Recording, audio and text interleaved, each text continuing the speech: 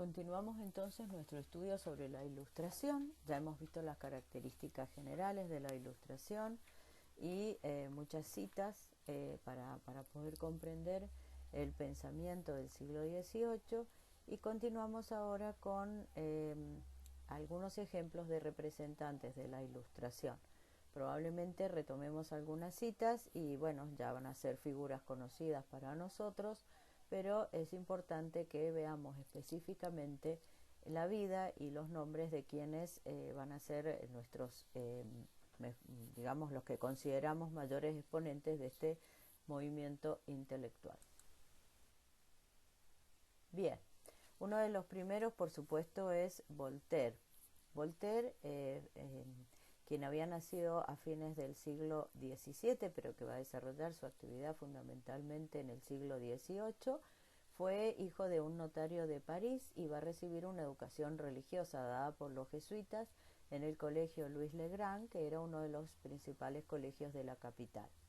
Se lo considera realmente un expositor, un divulgador del siglo de las luces por la gran cantidad de escritos que realizó y por la influencia que tuvo en su época, ya que se hablaba de el rey Voltaire y fue recibido al final de su vida en París verdaderamente en forma apoteótica.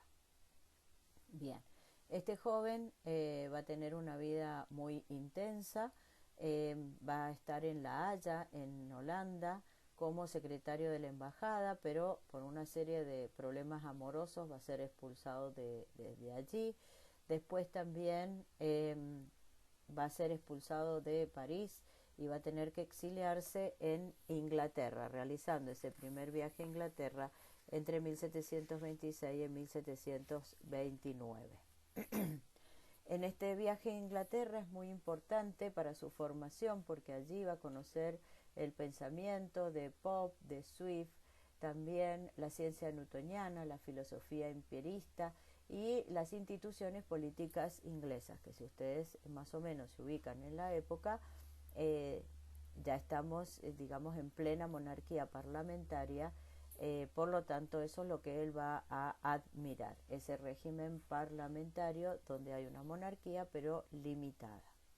Vuelto a París, va a tener también que abandonar nuevamente la ciudad y se va a instalar en las afueras de, digamos, alejado de París, en el extremo noreste de Francia, en la zona de la Lorena, en una finca en Cirey, donde va a vivir bajo la protección de Madame de Châtelet durante mucho tiempo. Fue una persona también que logró hacer una pequeña fortuna, por lo tanto no tenía mayores problemas económicos y eso le permitía viajar y vivir cómodamente en su finca mientras que se dedicaba a escribir. También va a estar en las cortes de algunos déspotas ilustrados de la época, como la corte de Federico II en Berlín, aunque se volvió porque dijo que ahí se moría de frío y entonces se alejó del norte de Europa. También le va a tocar vivir acontecimientos importantes para Europa que van a modificar de alguna manera su pensamiento, como va a ser el terremoto de Lisboa.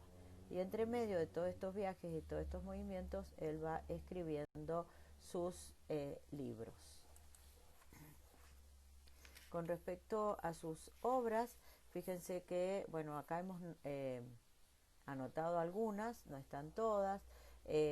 Después de su primer viaje a Inglaterra va a escribir las cartas filosóficas o cartas inglesas, porque según los escritores de la época, Voltaire fue hecho un literato, pero volvió hecho un filósofo.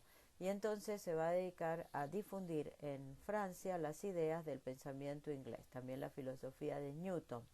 Con el tiempo también se va a dedicar a la historia y va a escribir el siglo de Luis XIV. Y después se va a dedicar a temas más filosóficos y a tratar de hacer ensayos en donde difundiera el pensamiento de la Ilustración, como en el ensayo sobre las costumbres y el espíritu de las naciones, el Tratado de la Tolerancia, que va en línea con la idea que nosotros explicamos en el video anterior acerca de la tolerancia, una tolerancia que nace de un escepticismo en el conocimiento, en donde da lo mismo ser de cualquier religión, porque en realidad todas son verdaderas, o si quieren, ninguna es verdadera. Y se basan en ese sentido de la religión natural. Y también el diccionario filosófico, en el cual a través de los distintos ítems que va presentando expresa su... Bien, vamos a explicar algunos de los aspectos de su pensamiento, pero con sus mismas palabras. ¿Cómo explica el deísmo? Si ustedes recuerdan, explicamos en el video anterior que el deísmo era esa actitud religiosa propia del siglo XVIII de los ilustrados, según la cual no eran ateos, pero solamente creían en la existencia de un Dios creador, de un ser supremo, que no intervenía ni tenía nada que ver con la vida de los hombres. Voltaire dice: el teísta es un ser infinitamente persuadido de la existencia de un ser supremo, tan bueno como poderoso. Unido a este principio con el resto del universo, no abraza ninguna de las sectas, que se contradicen todas. Su religión es la más antigua y la más extendida, pues la simple adoración a un Dios ha precedido a todos los sistemas del mundo. Habla una lengua que todos los pueblos entienden, tiene hermanos desde Pekín a Cayena, y cuenta como hermanos suyos a todos los sabios. O sea, fíjense que él considera a toda religión una secta. Y el problema es que esas religiones tienen doctrinas, dogmas, las cuales se contradicen, y entonces eso puede llevar a la violencia. En cambio, esta religión natural, esta religión del deísmo o teísmo, como él lo llama, hace que todos los hombres sean hermanos, o sea, logren esa fraternidad de la que hablábamos, y donde ya no hay discusión. ¿Por qué? Porque no hay tampoco verdad que sostener. Ahora, podríamos pensar que propone ser un ateo, o sea, una persona que directamente niega la existencia de Dios, y el mismo Voltaire nos dice: me gusta que mi sastre, mi procurador, mis lacayos crean en Dios, pues pienso que de ese modo me engañarán menos. O sea, él contaba con los preceptos religiosos para mantener el orden, pero no era, digamos, una cuestión de fe. Con respecto a la felicidad, de la que también hablamos, buscamos la felicidad pero sin saber dónde, como los borrachos buscan su casa sabiendo que tienen una. Esta cita también nos da pie a ver que el estilo de Voltaire es un estilo sencillo, claro, hasta simpático, hasta gracioso podría llegar a ser. Bueno, eso formaba parte también del estilo propio de los ilustrados, los cuales, o a través de una ironía mordaz, o a través de un estilo así muy amable, iban difundiendo sus ideas. Nos interesa aclarar a través de esta cita cuál es el pensamiento político de Voltaire. Él dice: solo podrán ser leídos por gente culta. El pueblo no está preparado para tales saberes, puesto que la filosofía jamás será su ocupación. Quienes afirman que hay verdades que deben ocultarse al vulgo no pueden alarmarse. El pueblo no lee, trabaja 6 días por semana y el séptimo lo pasa en la taberna. ¿Por qué relacionamos esto con el pensamiento político? Porque está haciendo una diferencia entre aquellos que van a poder leer los textos de la Ilustración, van a poder ser mentes ilustradas, mentes racionales, y el pueblo, el cual no está preparado. Por eso él no va a ser un republicano, va a ser un monárquico, porque la monarquía le asegura el orden que necesita, pero esa monarquía tiene que estar limitada. Y así como el pueblo no entiende de estos temas, hay que reforzar esta monarquía a pesar de estar limitada, y entonces con el tiempo se va a dar una contradicción, porque esa monarquía limitada va a terminar estableciéndose en Europa un tipo de despotismo que es el despotismo ilustrado. Y sabemos que Voltaire fue sumamente amigo de todos los déspotas ilustrados, como vimos recién el caso de Federico II de Prusia, que lo invitó y con el cual vivió, o también Catalina II de Rusia.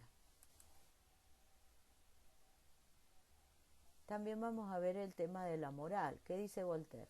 La moral no se encuentra en la superstición, ni en las ceremonias, no tiene nada que ver con los dogmas. Es una verdad que siempre hay que recordar la de que todos los dogmas son diferentes y que la moral es la misma en todos los hombres que se dejen guiar por la razón.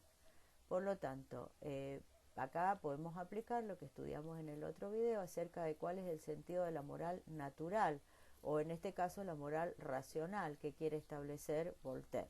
Moral que tiene que separarse de los preceptos religiosos. Fíjense que a la religión acá antes la llamaba secta, ahora la llama superstición. Y entonces hay que alejarla de todos los dogmas, de todos los preceptos religiosos y quedar nada más que con la guía de la razón, que podríamos decir también razón natural. Bueno, dejamos de lado a Voltaire y vamos a estudiar ahora el pensamiento de el barón de Montesquieu. Fíjense que aquí nos encontramos frente a un aristócrata, un noble que se va a imbuir del pensamiento de los ilustrados. Va a ser verdaderamente un representante de la ilustración política, porque él va a establecer a través de sus escritos, especialmente en el espíritu de las leyes, un importante comentario sobre la monarquía que va a permitir establecer el principio de la división de poderes, que ya existía de hecho y del cual, por ejemplo, ya había hablado Locke en el siglo XVII, pero que él va a establecer como teoría política. Bien, él dice que existe en la humanidad una ley universal, o sea, un espíritu que está atrás de todas las leyes. A eso lo llama una ley universal. Pero por las distintas disposiciones de las naciones, ya sea por las disposiciones geográficas, idiomáticas, históricas, es que en cada región esas leyes se han ido concretando en leyes particulares, diferentes. Y esas leyes han dado lugar a tres formas de gobierno, como son la monarquía, la república y el gobierno despótico. Ahora, es necesario para mantener el equilibrio y el orden en el gobierno que en esas formas, especialmente en la república, exista la división de poderes. Esa división va a ser al modo de lo que nosotros conocemos en la actualidad, un poder ejecutivo, un poder legislativo y un poder judicial, que deben mantener independencia entre sí para poder evitar el despotismo y mantener el equilibrio de poder. Por ejemplo, ¿qué nos dice? En cada estado hay tres clases de poderes plenos: el poder legislativo, el poder ejecutivo en asuntos que dependen del derecho de gentes y el poder ejecutivo judicial en asuntos que dependen del derecho civil. Fíjese que está llamando ejecutivo a tanto al poder, a lo que nosotros llamamos como ejecutivo, como al judicial, pero bueno, lo llama de esa manera, pero sí lo relaciona con el derecho de gentes y con el derecho civil. Otro de los ilustrados de la época es Diderot. Diderot y D'Alembert, nosotros lo vimos en el video anterior, relacionados con la formación, o sea, con la edición y la organización de la enciclopedia.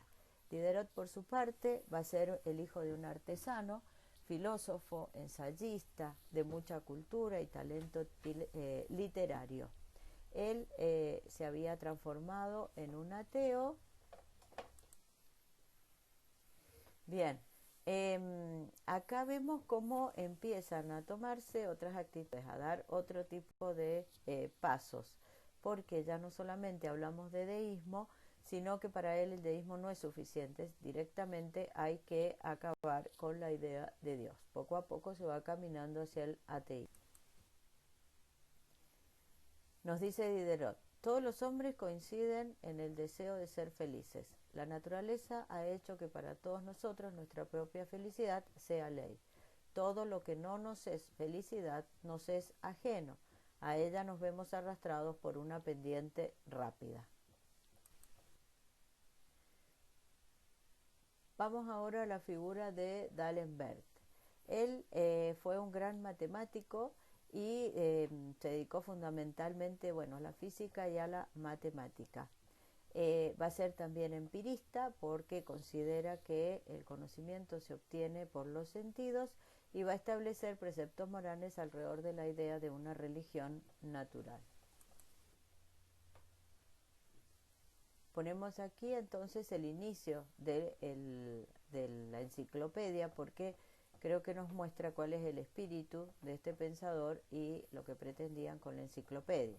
La obra que comenzamos y que deseamos terminar tiene dos objetivos. En cuanto que enciclopedia, debe exponer, en la medida de lo posible, el orden y el encadenamiento de los conocimientos humanos.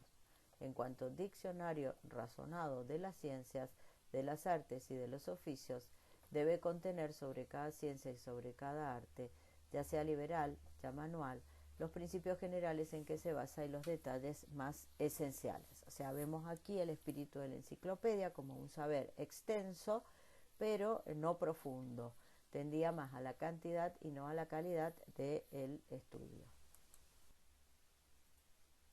Bien, acá nos enfrentamos con un filósofo eh, de verdad, o sea, un filósofo que merece su título de filósofo, como fue Emmanuel Kant. En general, a todos los ilustrados de los que hemos hablado recién, Voltaire, Condorcet, Montesquieu, cuando se habla de ellos se dice filósofos y se les pone comillas, dando a entender de que no eran verdaderos filósofos, sino que eran divulgadores de la filosofía de otros pensadores. Sabemos que Voltaire, por ejemplo, se nutrió en el pensamiento inglés y luego lo va a difundir en Francia. Pero en este caso, en Emmanuel Kant, nos encontramos con un filósofo que nació en la Prusia Oriental, que va a ser educado, ¿no es cierto?, en el luteranismo y que, bueno, va a estudiar en la Facultad de Filosofía. Luego se va a tener que dedicar a trabajar como preceptor para poder subsistir y se va a dedicar fundamentalmente a la enseñanza universitaria y a la investigación.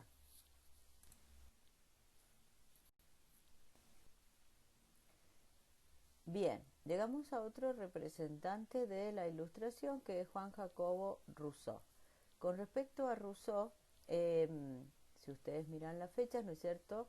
Él vivió hacia fines del siglo XVIII, nació en Ginebra, su padre era calvinista y fue educado en esa religión puritana, pero poco a poco se acerca a París y allí se va a conectar con todos los círculos ilustrados y va a comenzar entonces a formarse en las nuevas ideas. Viajando, en un momento se entera que la Academia de Dijon proponía un premio a aquellos que realizaran un ensayo acerca de si las ciencias y las artes habían servido para lograr la felicidad y el progreso de los hombres. Y allí va a tener una tesis sumamente original porque muy por el contrario de lo que era la idea general de la época, él va a opinar exactamente lo contrario y ganando ese primer premio. Luego hay otro texto que va a escribir a partir también de otro concurso, que es el discurso sobre el origen de la desigualdad de los hombres, en donde va a comenzar a trabajar sus ideas políticas y por último el contrato social y el EMIR. Ahora, teniendo el contexto de su pensamiento, muchos han discutido si muchos autores, si Rousseau era realmente o no un ilustrado, porque si se acuerdan lo que dijimos recién acerca de que las ciencias y las artes habían contribuido al mejoramiento del hombre, él dice que no, eso pareciera ir en contra de de los principios fundamentales de la ilustración. Por otra parte, él considera que no es suficiente ese racionalismo predominante, sino que empieza a apelar al sentimiento y a las emociones para poder lograr el conocimiento pleno de los hombres. Y entonces comienza a dar lugar a un movimiento que vendrá con el tiempo, que es el romanticismo. Por eso, para algunos no es un ilustrado plenamente dicho, podría ser intermedio entre la ilustración y el romanticismo, y para otros es un prerromántico. Lo importante es que si las ciencias y las artes no han servido para mejorar la vida de los hombres, hay que ver qué es lo que es necesario realizar para poder lograrlo. Y entonces habla de construir una nueva sociedad basada en la razón, pero también en las emociones, y en la cual los hombres deciden formar parte alejándose de la sociedad que los ha corrompido hasta ese momento, a formar parte de una nueva sociedad. Y esa nueva sociedad se va a formar a través de un contrato. Por eso es que Rousseau es tan importante desde el punto de vista político, porque con él se inicia la idea del contrato social y también de el pensamiento de que la mayoría es quien debe establecer los principios y las leyes. El otro gran tema de Rousseau, además del político, va a ser el de la educación. Para Rousseau, si pensamos que la sociedad corrompe con sus principios, con sus límites, con sus preceptos, rompe y quiebra al hombre, lo destruye, hay que alejarse de la sociedad y entonces volver a un estado de naturaleza, a la naturaleza. Por eso es esa necesidad de que los niños vuelvan y que sean educados en la naturaleza. Su libro más conocido sobre la educación es el Emilio y, por ejemplo, nos dice cómo jubilaba ya en el bosque, buscaba algún sitio bravío donde nada mostrara la mano del hombre. O sea, el niño tiene que jubilaba, dice ahí, divertirse, conocer, entretenerse en el bosque, en la naturaleza, en un sitio bravío, alejarse de la mano del hombre, o sea, de la civilización que era la que lo había corrompido. Todo esto, ¿por qué? Para lograr la felicidad. Todo hombre espera la felicidad, pero para conseguirla debemos saber primero qué es la felicidad. La felicidad del hombre natural es tan sencilla como su vida.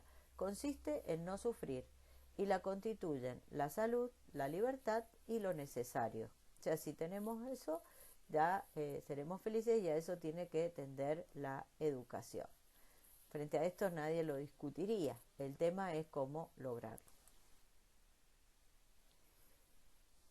Otra cosa que nos ilustra esta relación entre civilización y naturaleza, o entre sociedad que corrompe y vida natural, que es la verdadera vida del hombre, o por lo menos para la educación, por lo menos para las primeras épocas de la educación, es el desprecio que siente Rousseau por los libros. Dice, aborrezco los libros porque solo enseñan a hablar de lo que uno no sabe. Puesto que los libros no son absolutamente necesarios, existe uno que, para mi gusto, es el tratado más logrado de educación natural. Este es el primer libro que lea el Emilio, es el Robinson Crusoe. Robinson Crusoe, solo en su isla, privado de la ayuda de sus semejantes, procurando su alimento, hasta una especie de bienestar.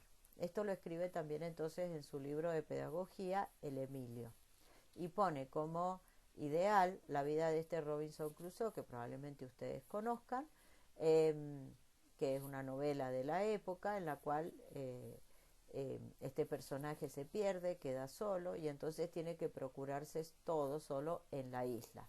Es un tema que después se ha repetido muchas cosas, pero lo importante es que para Rousseau ese es el ideal de bienestar o el ideal de felicidad. ¿Por qué? Porque Rousseau ha logrado alejarse de la civilización. Bien, en la educación, ¿cuáles son los peligros que hay que evitar? Que sepa que el hombre es naturalmente bueno, que lo sienta y juzgue de su prójimo por sí mismo, pero que vea cómo la sociedad deprava y pervierte a los hombres, que encuentre en los prejuicios de ellos la fuente de todos sus vicios. O sea que la sociedad deprava y además los prejuicios que instala es la fuente de todos los vicios y de lo que hay que alejarse. Bueno, la sociedad corrompe, esto ya lo hemos dicho, pero lo aclaramos una vez más. El primero que cercó una tierra y declaró, esto me pertenece, y halló gente bastante simple para creerlo, fue el verdadero fundador del orden civil. Cuántas devastaciones y guerras, muertes y miserias se hubiesen ahorrado al humano linaje si alguien hubiera dicho, los frutos del suelo pertenecen a todos y el suelo mismo a ninguno. Fijemos, entonces ya estamos dando el paso hacia el pensamiento político. Esta sociedad corrompe, pero no solamente para solucionárselo hay que alejarse y instalarse en un ambiente, en una vida, digamos, en la naturaleza misma, sino que además hay que empezar a ver cuáles son los principios que han atacado el bienestar del hombre. En este caso, en este discurso sobre el origen de la desigualdad, establece a la propiedad privada como uno de esos males. Y entonces, si el hombre tiene que formar una nueva sociedad en donde, digamos, deje de lado esos vicios de las civilizaciones antiguas, tiene que volver a realizar un contrato y empezar de nuevo. El hombre ha nacido libre y por todas partes se encuentra encadenado. Entonces, a través de este contrato, tiene que volver a ejercer su libertad según Rousseau. Bien, el último autor que vamos a ver es el Marqués de Condorcet. Volvemos a un noble. Él va a ser también un gran matemático y va a recibir la educación tradicional de la época en manos de los jesuitas. Participó durante la Revolución Francesa, pero va a criticar los excesos de la revolución. Nosotros sabemos que la revolución comenzó como una revolución de la nobleza, pero que luego la misma nobleza va a sufrir la violencia, digamos, de parte de los otros grupos que van a ir dominando y controlando a la revolución. Bien, y allí, ¿no es cierto?, va a morir. Su texto más conocido es este bosquejo de un cuadro histórico de los progresos del espíritu humano. A través de él pretende hacer, como su título lo dice, un bosquejo, pero de toda la historia de la humanidad, y demostrar a través de la historia de la humanidad el progreso del espíritu humano. Para eso divide el texto en 10 capítulos, en 10 épocas distintas, que comenzando por las épocas prehistóricas va a llegar hasta la época, hasta el siglo XVIII, al que llama periodo ilustrado, pero va a seguir más allá hasta un último capítulo en tono profético en el cual prevé un futuro en donde se alcanzará el progreso total y la felicidad. Tanto es así que habla hasta del fin de las guerras, de las autoridades, de las peleas, de las enfermedades, etc. Por eso dice, tiene sólidos motivos para creer que la naturaleza no ha puesto término alguno a nuestras esperanzas. De aquí viene esa idea de el progreso indefinido. Bueno, por último, y siguiendo con esta idea del desarrollo de los hombres a través de un progreso racional, bueno, encontramos este texto en donde nos habla del espíritu humano que todavía, ¿no es cierto?, no se ha liberado, pero que ya se prevé que las cadenas, ¿no es cierto?, van a romperse y entonces va a lograr cada vez más este progreso. Bueno, de esta manera entonces hemos visto los distintos autores de la Ilustración, algo de la vida que nos ilustra sobre, digamos, su formación y fundamentalmente textos con sus ideas fundamentales para que podamos comprenderlos y estudiarlos de esta manera. Bueno, muchas gracias por su atención.